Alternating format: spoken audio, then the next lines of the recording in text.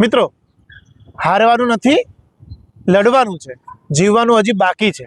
હારવાનું નથી, લડવાનું છે, કારણ કે જીવવાનું હજી બાકી છે।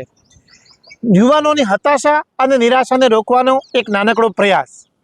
વર્તમાન સમયમાં યુવક અને યુવતીઓ પોતાની નાની મોટી સમસ્યાને કારણે એટલા બધા માનસિક તણાવમાં આવી જાય છે કે એ લોકોને એવું લાગે છે કે હવે જીવનમાં કંઈ વધ્યું જ નથી અને અંતિમ ઉપાય તરીકે એ સમસ્યાના સમાધાન સ્વરૂપે એ લોકો આત્મહત્યાને સ્વીકારે છે। મિત્રો, મરનાર તો મરી જાય છે, પણ પાછળ વધેલાનું શું? તો આવો આવા જે લોકો છે, જે મનથી હારેલા છે, હતાશ થયેલા છે, નિરાશ થયેલા છે, એવા લોકોને મળીએ અને એવા લોકોની મદદ કરીએ અને એનું સમસ્યાનું સમાધાન લાવીએ, જેથી કરીને એનો જીવ જતો બચી જાય અને એના પરિવારનું પણ જીવન બચે।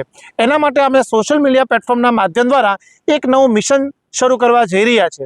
મિશન ઉમ્મીદ।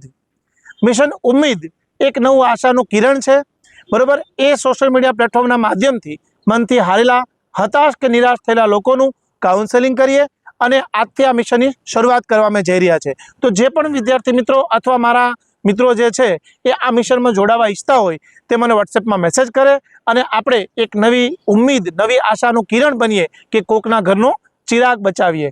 જય હિન્દ, જય ભારત।